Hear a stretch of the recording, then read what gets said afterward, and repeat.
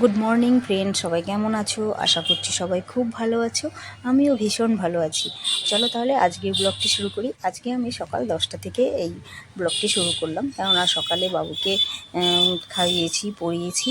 তারপরে আমি ভাবলাম, অনেক দিন থেকেই ভেবেছিলাম এই ডাইনিংটা পরিষ্কার করব, তো হয়েই উঠছে না। সেই জন্য আজকে সময় পেয়েছি, তো ভাবলাম হাতে যখন সময় আছে তাহলে এই কাজটাই করে ফেলি।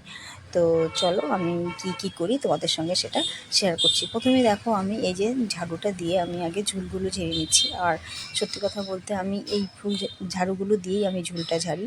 আর এমনি যে ঝুল ঝাড়ুগুলো হয় ঝুল ঝাড়ার জন্য, সেগুলো দিয়ে ঝাড়ি না। তার কারণ ওগুলো দিয়ে ঝাড়ার পরে না, ওই ঝুল ঝাড়ুটার মধ্যে যে নোংরাগুলো জমা হয় সেগুলো দিয়ে না দেওয়ালের মধ্যে দাগ পড়ে যায়। আরও ভালো হয়তো আছে, আমি সেগুলো আর আনা হয় না। আর কি বলবো, তো আমি এটা দিয়েই করি, আমার কাজ চলে যায়, সেই জন্য আর ওগুলো আনাও হয় না। তো আমি তো বেশি লম্বা, দেখতেই পাচ্ছ। তো যাই হোক, সেই জন্য আমি একটু চেয়ারের মধ্যে উঠে উঠে ঘুরে ঘুরে করছি। আর এই জায়গাটা না বেশ গ্যাঞ্জাম হয়ে গেছে। গ্যাঞ্জাম হয়ে গেছে বলতে, এদিকে একটা টেবিল রেখেছি, আবার নিচ থেকে আমাদের যে আইসক্রিমের ফ্রিজটা আছে বড়, সেটা উপরে নিয়ে চলে এসেছে, কেননা দোকানে একটু কাজ হচ্ছে। তো সেই জন্য ভাবলাম একটু ঠিকঠাক করে জিনিসগুলোকে গুছিয়ে না রাখলে হবে না। আর এদিকে দেখো, পর্দাগুলোও অনেক দিন থেকে কাচা হয়নি, তো আমি পর্দাগুলোকে নামিয়ে নিলাম। তারপরে আমি ফ্রিজের ওপরটা আজকে পরিষ্কার করলাম, ভেতরটা আমি অন্য একদিন করব, কেননা এখন অনেক নোংরা আছে আর এখন অত টাইমও নেই। তারপরে কাপড়টা ভালো করে পেতে দিয়ে ফ্রিজের উপরে আমি আবার একটা একটা করে যেগুলো জিনিস ছিল সেগুলো সব মুছে মুছে রেখে দেব। আজকে আমি এই জায়গাটা পরিষ্কার করছি ঠিকই, কিন্তু আমার না পরিষ্কার করার ঠিক অতটা মন নেই। ঠিকঠাকভাবে হচ্ছে না আর কি, মোটামুটিভাবে করে নিচ্ছি। অনেকটা সময় ধরে ঠিকভাবে সুন্দরভাবে যে গোছানো আমি যেটা করি সেটা হলো না। তো আমি এখানকার টেবিলটা উঠিয়ে দিয়েছি আর ফ্রিজটাকে এইদিকে সরিয়ে দিয়েছি, দেখতেই পাচ্ছ। তার উপরে একটা বেড কভার দিয়ে ওটাকে ঢেকে দিয়েছি, কেননা ওর মধ্যে যেন ধুলোবালি বা নোংরা না পড়ে, সেই জন্য। এবার আমি একটু জায়গাটা ভালো করে ঝাড় দিয়ে নিচ্ছি। ঝাড় দিয়ে তারপরে আমি ওই এইদিকে একটা জুতোর র্যাক আছে, জুতো রাখার একটা আলমারি নিয়েছিলাম আমি প্লাস্টিকের, তো সেটাকেও একটু পরিষ্কার করব। তারপরে আমি যাব পুজোর বাসন মাজতে, কাপড় কাচতে। সেটা করার পরে আমি কিন্তু ফাইনালি স্নান করতে পারবো। এই তো দেখো, আমি চলেও এসেছি পুজোর বাসনটা মাজতে। তো তারপরে বাবু এখানে আসছে, বাবু বলছে মা আমি একটু করব। তো বাবু একটু করছে, দেখো ছোটো ছোটো হাত দিয়ে কী সুন্দর করে গ্লাসগুলো নিয়ে ও করছে। বেশ ভালোই লাগছে দেখতে, খারাপ লাগছে না।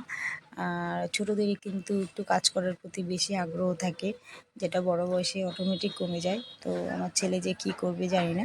তো আমি চাই না ও এরকম হোক, কেননা আমি এটাই চাই যেন ওর কাজগুলো ও নিজেই করতে পারে। এরকম আমার হাজব্যান্ড যেরকম এক গ্লাস জলও গড়িয়ে খায় না, তো সেটা আমার ভালো লাগে না। নিজের কাজগুলো, ছেলে হয়েছে তো কী হয়েছে, নিজের কাজগুলো যেন ও নিজে করতে পারে। আমি চেষ্টা করছি ওকে সেইভাবে তৈরি করার, জানি না কতটা কী সফল হতে পারবো।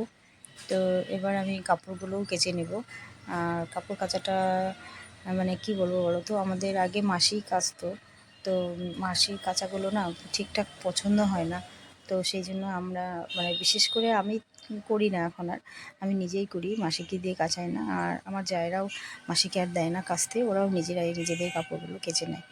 তো বাবু যে এখানে এসে বারবার কী যে বলছে, ওর ঘরে একা একা থাকতে ভালোই লাগে না, ও সব সময় আমাকে ডাকবে মা মা মা মা। তো ওকে বলছি তুমি ঘরে যাও, ও তারপরেও এখানেই থাকবে।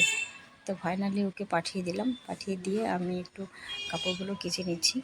তো এরপরে কাপড় কাচার ভিডিওটা হয়ে যাওয়ার পর আর কিন্তু আমি দুপুরে কি করলাম সেই ভিডিওগুলো আর করিনি, কেননা হয়ে ওঠেনি। স্নান পুজো করে একটু রেস্ট নিয়েছিলাম, বাবুকে ঘুম পাড়িয়েছিলাম, আমি একটু ঘুমিয়ে গেছিলাম। তারপরে সন্ধ্যাবেলা বাবুর পড়াশোনা, এগুলো আর ভিডিও করা হয়নি, কারণ এত সব কিছু দেখাতে গেলে না একটা ভিডিও অনেক বড় হয়ে যাবে। আর এখন কিন্তু কারো অতটা ধৈর্য নেই যে একটা ভিডিও অত সময় ধরে দেখবে, আমার নিজেরই নেই, তো অন্য কার কী থাকবে বলো। তো রাতের বেলা আজকে আমি দেখো করবো আলুর তরকারি। একদম আলুগুলোকে ছোটো ছোটো ঝিরিঝিরি করে কেটে নিয়েছি, এটা নিরামিষ ভালো হয়। আর আমি ফোড়ন দিলাম কালো জিরে, কাঁচা লঙ্কা কেটে নিয়েছি, আর একটু তেলের পরিমাণটা বেশি দিয়েছি। আর আলুগুলোকে না খুব ভালো করে ভেজে নেব, ভেজে তার মধ্যে তারপরে পরিমাণ মতো ঝোল দিব, দিয়ে একটু মাখা মাখা করে নামিয়ে নেব। এটা দিয়ে কিন্তু রুটি খেতে বেশ লাগে।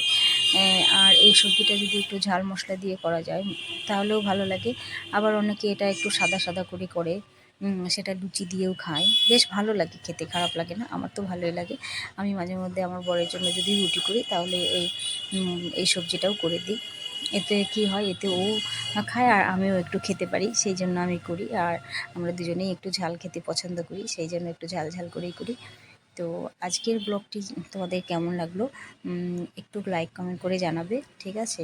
আর আমার ভিডিওগুলো যদি ভালো লেগে থাকে তাহলে অবশ্যই সাবস্ক্রাইব করে দিবে আমার চ্যানেলটা, যারা যারা ইউটিউবে দেখছো।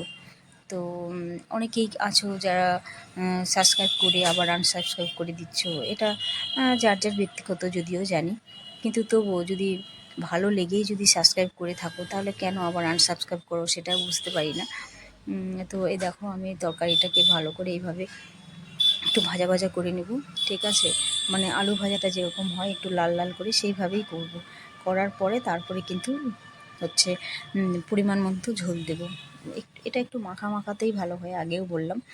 আর এই রুটি করতে আমার খুব যে অলসতা লাগে সেটা না, কিন্তু কি বলতো, আমার রুটিগুলো না খুব বেশি মানে একদম যে গোলগাল হবে সেটা হবে না, মানে গোল হবে চাঁদের মতো সেটা হয় না। তবে প্রত্যেকটা রুটি বেশিরভাগ ফুলে যায় আর কি, খেতে খারাপ লাগে না। আর আগে তো আমি রুটি করতেই পারতাম না, আমার ছেলে হওয়ার পরে আমি ছেলেকে যখন রাত্রিবেলা করে রুটি খাওয়াতাম তখন থেকে একটা দুটো করে ভেজে ভেজে আমি রুটি করাটা শিখে গেছি। তো এখন মোটামুটি পারি। তো ফার্স্ট যখন আমি রুটি বানিয়েছিলাম আমার মনে আছে, একজনকে খেতে দিয়েছিলাম, বলছে এটা রুটি হয়েছে, এটা তো পিঠা হয়েছে।